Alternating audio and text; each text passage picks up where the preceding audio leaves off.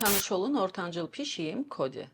O da bugün Azersel'i boykot kampanyasına qoşulmaqdan ötürü burada mənimlə birlikdədir. Hər şey bu xəbərlə başladı. İyulun 1-dən etibarən Azersel'ə 1 manat yükləsəniz, nömrə cəmi bir gün aktiv qalacaq. Gəlir səviyyəsi aşağıda olan insanlar bu xəbəri sevmədilər, bəyənmədilər və buna etiraz etdilər. Boykot çağırışları başladı və bütün bunların hamısı baş verərkən ənənəvi media yenə bu mövzu ilə bağlı səsini çıxarmamaqla yadda qaldı. Azersel'dən rəsmi açıqlama gəldi. Mən onu dinlədim, izlədim və çox ciddi bir şey başa düşə bilmədim. Savadsızlıqdandırmı, bilgisizlikdəndirmi, məlumatsızlıqdandırmı? Amma mənim dinlədiyim mövzuda bir sürü söz yığını vardı. Qarışıq söz salatına bənzəyirdi və tam olaraq nədən bəhs etdikləri, qiymətlərin əslində artmadığını, artanın nə olduğunu və əgər dəyişən heç bir şey yoxdursa, insanlar nədən belə narazılıq eləyirlər, nəyi şikayət edirlər və kimi kimə şikayət edirlər, nəyi kimə şikayət edirlər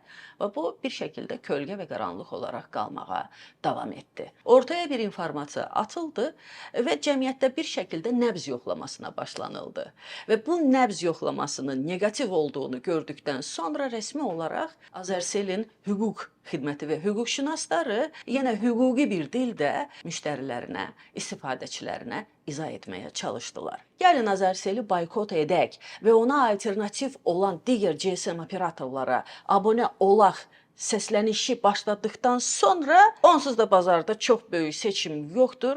10 milyon insana, əhaliyə xidmət verən cəmi 3 GSM operatoru var. Və onların da içərisində aslan payı Azersel'ə aiddir.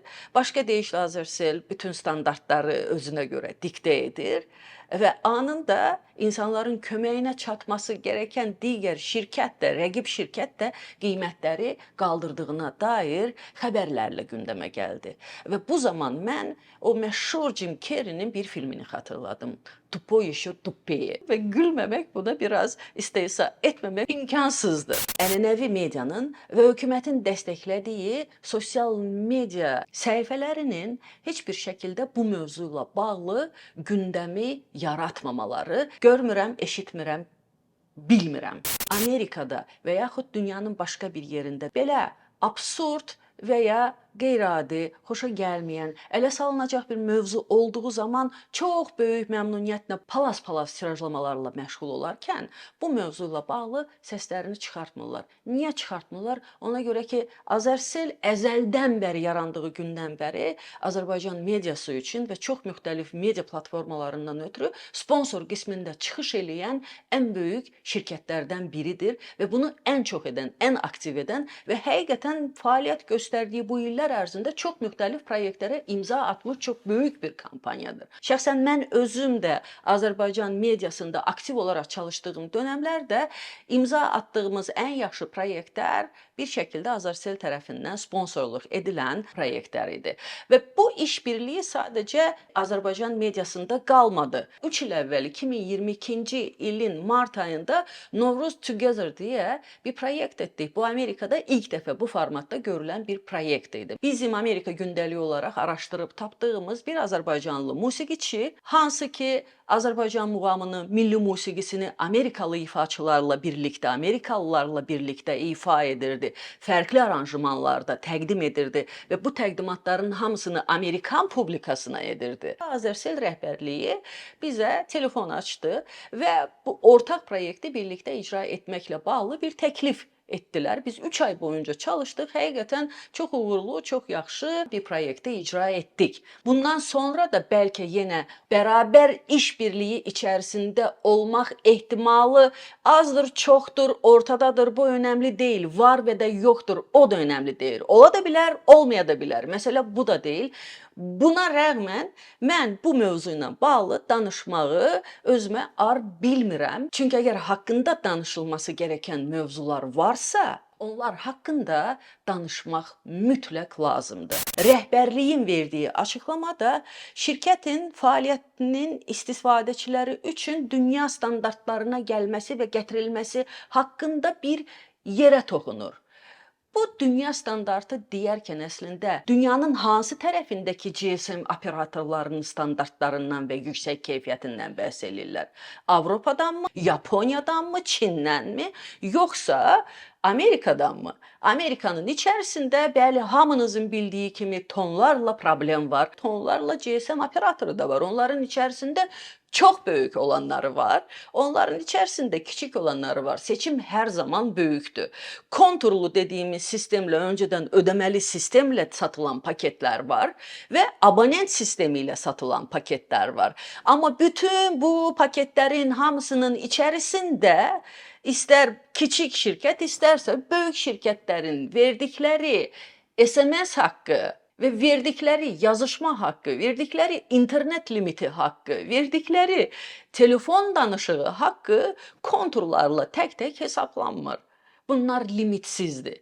Böyük olan şirkətlərin abonenti olduğunuz zaman, siz Kanadaya da getdiyiniz zaman, Meksikaya da getdiyiniz zaman avtomatik roaming sistemindən istifadə edirsiniz və bundan ötürü əlavə olaraq pul ödəmirsiniz. Və bu GSM operatorları da istifadəçiləri üçün siz okeanın o biri tayına getdiyiniz zaman belə müxtəlif şərtlərdən asılı olaraq 10 gün, 12 gün sizə havayı roaming verir və o havayı roaming olduğu zaman siz içində olduğunuz ölkənin istənilən abonentinə zəng eləyib pulsuz danışa bilirsiniz.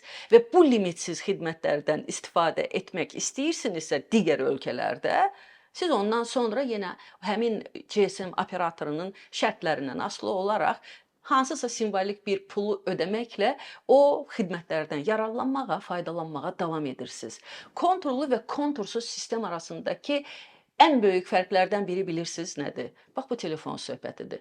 Çox rahat bir şəkildə Amerikanın içərisində bir-birinə rəqib olan şirkətlər bir-birinin əleyhinə kampaniya apara bilirlər və bir-birlərindən müştəriləri uğurlamaqdan ötürü sizə çox cazibəli təkliflər edə bilərlər və o təkliflərin içərisində bu iPhone telefonları var. Ona görə biz hər il bu telefonları dəyişə bilirik. Hazırda istifadəçisi olduğunuz GSM operatordan daha cazib təklifləri ortaya qoyurlar və deyirlər ki, məsələn, mənə keç, oradan bizim GSM operatora keç, sizə bu telefonu verirəm. Telefonun birini 24 ay boyunca, indiki hallarda isə 36 ay boyunca ayda 20-30 dollar pul ödəməklə əldə edirsiniz. Heç bir faizi yoxdur və üstəlik onun yanında bir telefonu alsanız, aboneliyi alsanız, ikinci telefonu, son model iPhone-u sizə hədiyyə edirik.